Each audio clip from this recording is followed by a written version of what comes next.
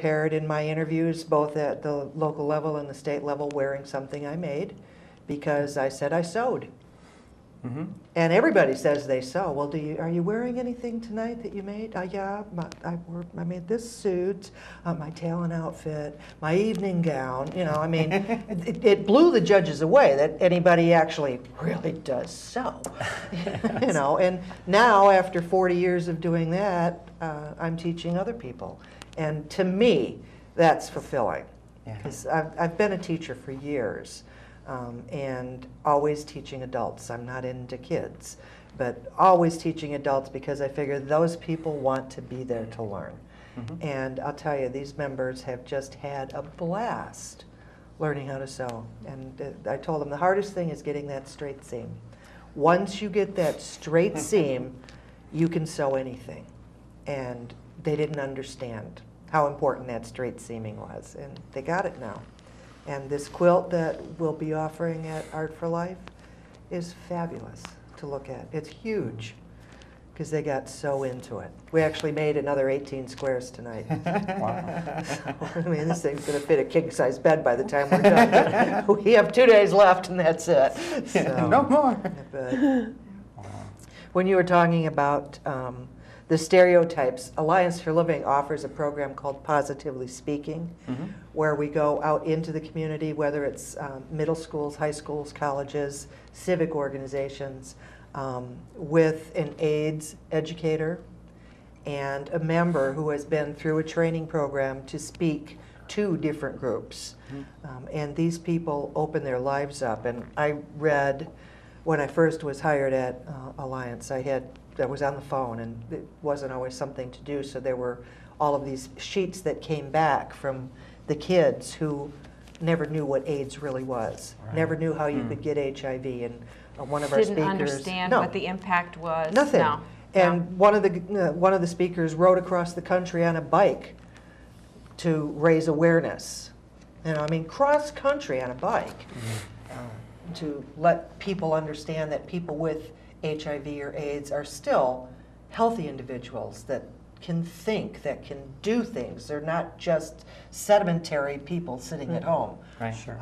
And that program is fabulous for what we do. And we do probably 65 or 75 of these programs a year. Oh, we have a call. It's not even me. That's right. We know it's not you. Good evening, NLC Trans. You're on the air. Hi, how are you? Hi. Good. Listen, I suppose I'm going to come across as the, I don't know, stereotype straight or whatever you want to call it. Okay. Which I don't understand in a way because does anybody who's straight get on a program and talk about being straight as opposed to being whatever? Well, you could be the first. And hold on, let me just ask more than one question, okay, if you don't mind. I told them that when I called, or at least a statement. Personally, I'm straight, and I respect all your views. I really do. In my home, in my family, whatever it may be. But I really don't care. I mean, whatever, in other words, when we go to an election, the majority rules, and whatever president or senator or representative is elected based on majority. Okay? The majority of this country is straight. The majority of this country is white. Hopefully. I beg to differ with you on that one these days. You're not quite there yet. Trust me, I'm not wrong on that one. When you get into the Midwest and out there, and they take over New England, you know. But anyway, the majority. I forgot my third point. Of the people in this country, I think, I didn't say I'm right. I think are liberals. Okay. Now I accept where you're at and what you're doing and where you're going and what you're trying to do. But you still don't represent much of our community. That's true. Yep. Okay, so what I'm saying is why is this so important? Well, for you or for others in the same situation, whether it be black or Hispanic or whatever it may be, to come out of this, and I don't mean being gay, anything.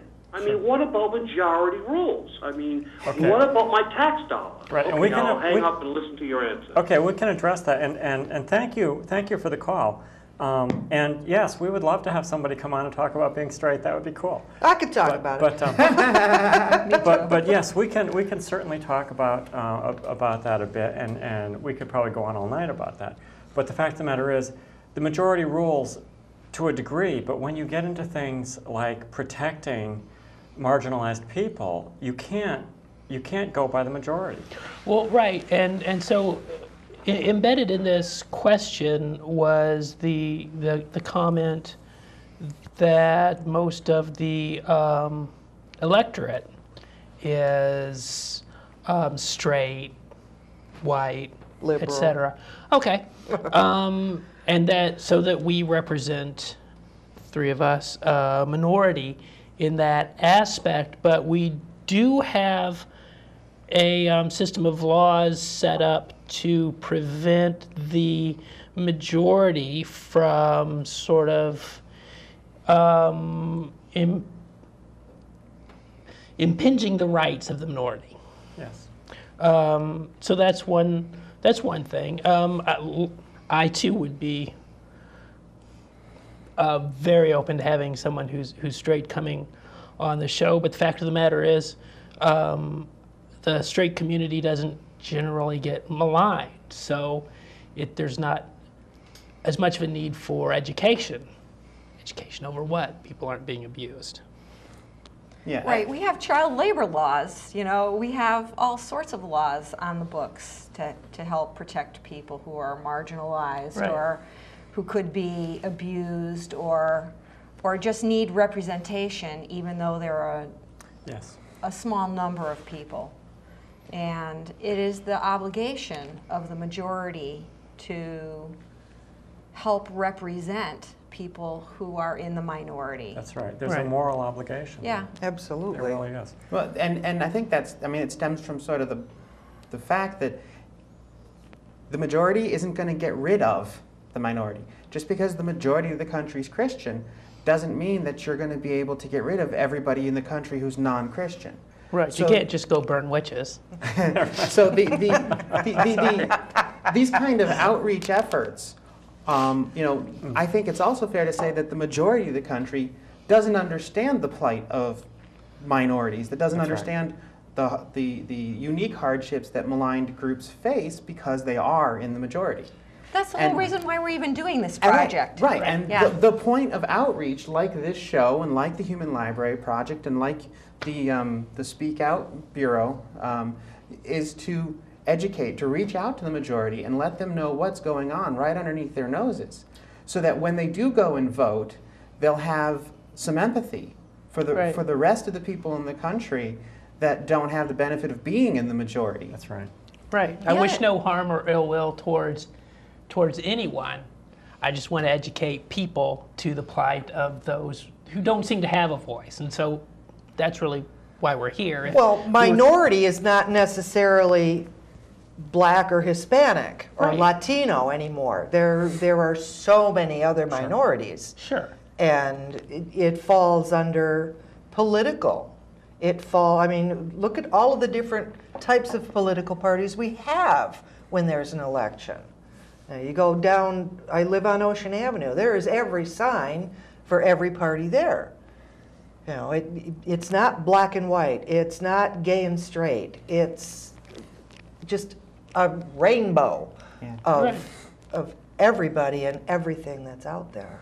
Yeah. And the truth of the matter is that if you're white and straight and Christian in this country and you don't have any connection to anybody else, you don't have any personal connection, you're the perfect person to be coming to the Human Library, because you're going to open your eyes and you're going to see that there are a lot of people out there that you don't normally interact with, who are all around you. And you need to bump your walls out a little bit and meet some new and different kinds of people.